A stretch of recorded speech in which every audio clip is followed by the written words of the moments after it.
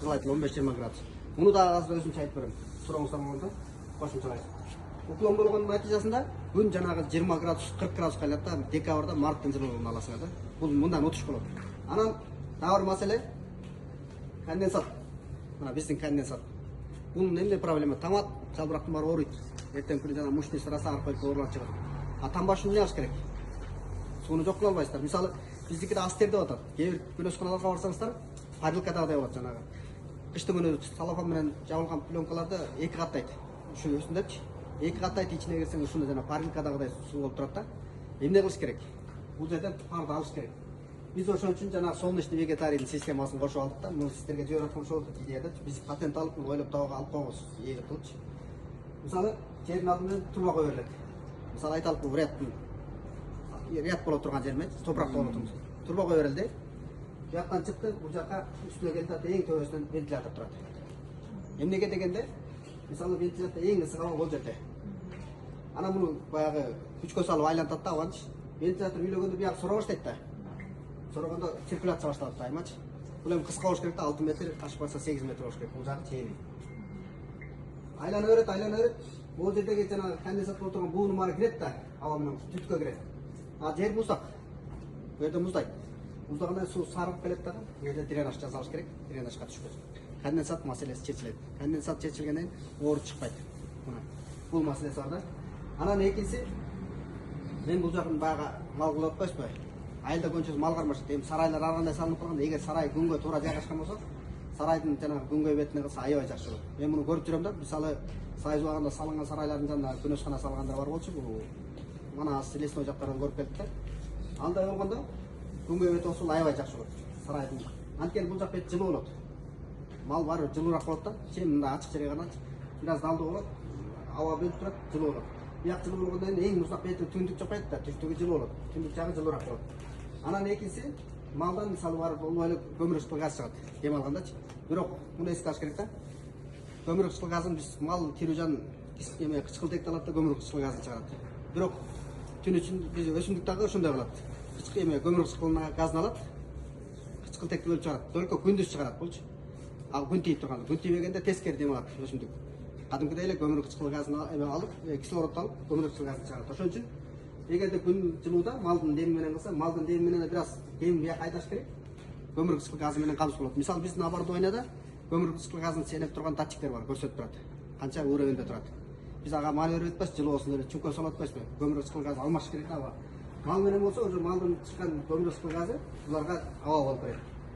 Анан жана айтып кеткендей, вентилятор системасы үстүндө туруп атат. Бул оңой, иши мындай ачылат да. Жабыш да оңой, ачыш да оңой.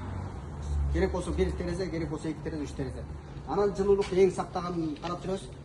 Жылуулукту сакташтын эң жакшы жолу бул одеял экен. Жанагы өзүнүн одеялдары бар. Синтепондонду ушундай жасалганчы. Ошолорду жакшы экен. Мен колдонгондорун көрдүм. Жеңил да болот экен. Үстүнө түрүп коелу, анан түшүрүп коет. Мисалы ошол кишилер айтып атат, кышында жана Кытай салып берди айтпадымбы? Кыштын күнү аябай эле суук болгондо 1-2 күн от жакпасак, негизи дээрлик жакпайбыз дейт. Отту дээрлик жакпайбыз. А оорунун негизгиси, күнөсканада оору негизи ысык сууктан чыгат да. Күндүз аябай ысып кетти, түнкүсү муздады, болду, оору чыкты. А бул жерде ошол мисалы топуракка жылуулук топтолуп атат, циркуляция болуп атат, температура мүмкүн болушунча мындай перепад деп коет да, азыраак болот. Экөөнүн айырмасы. Ошол плюсу бар. Анан одеял менен ошол одеял менен жаппайт экен. Одеял менен жапса андан да жылуу болот да. Мен одеял менен жапкан башкалардын көрдүм. Одеял менен жапып койсо аябай жылуу болот. Мисалы жылуулук сактайсыздар, көмүргө чыгымыңар жок болот. Бул эми чакан теплицалар, чоң теплицалар жасай албайсыздар мунучу. Өндүрүштүкчү. Бирок бир мисалы 4-5 сотка чейин жасаса болот.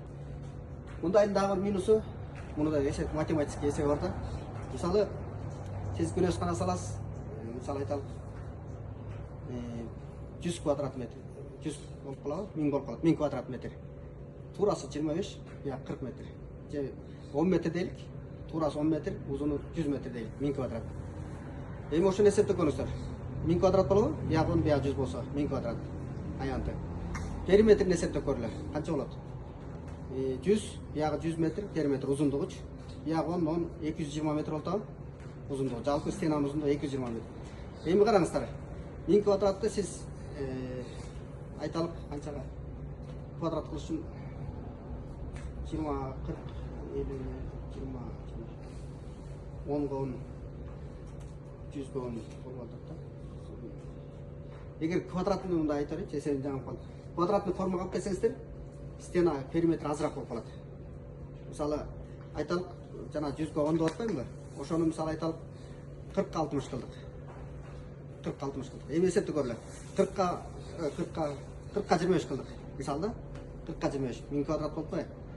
Периметрин эсептесеңер 40, 80, 25, 100, 125 болуп атабы? 125, Uzun perimetrini эсептесеңиздер. Тигинден аз болот, стена аз болот. Момундай узун болгондо, канчалык узун болгондо, ошончолук стена аз болот, аянтыңар көп болот. Жанагы суук менен капташканчы. Ошончолук сиздер эме болсоңор. Мүмкүн болсо 4 бурчтук алып келишке, бирок мындай теплицада 4 бурчтук алып келиш кыйын. Мунун өзүнүн артыкчылыгы ошо кемчилиги жанагыда стенага материалга көбүрөөк чыгым болосуңар, узунгачы. Стена көбүрөөк болот. И жылуулуктан көбүрөөк кетип калат эгерде жанагындай болбосо. Андан сырткары бул жерде айтып турган мына изоляция сөз айтып аткан. Фундаментный изоляция сөз керек да. Фундаментный изоляциясы болбосо сиздердин топтогон жылуулуктар жок болот. Мунун артыкчылыгы печке мисалы циркуляция болот, күн тигенде циркуляция болуп отуруп топурак жылыйт. Топурак жылып калат, топурактын жылуулугу эч жакка кетпейт. Анткени сиз изоляция кылсаңыз, топурак жылыды, топурак кайра берет. Мисалы мен жанагы GIZ менен күнөскана салып жүргөн балдардыкында атайын барып көрдүм. Эме училищелерге, лицейлерге салган экен. Ошондо карасак кооз салган өсүмдүк өспөйт, тамыры муздак. Анткени тамырында жылуулук жок да, аны жылыта албайт. Отопление койгон аркы бирок тамыры жылбайт. Ошон үчүн жанагы эгер топуракта өстүрө турган болсоңуздар, бул вариант аябай жакшы. Күнөсканы салганда ушул мен бул идеяны эгер туура көрсөңүздөр, кылсаңыздар болот да. Анан дагы бир плюсун айтып калдым. Бул жак бетке жылтырак көрүп болуш керек.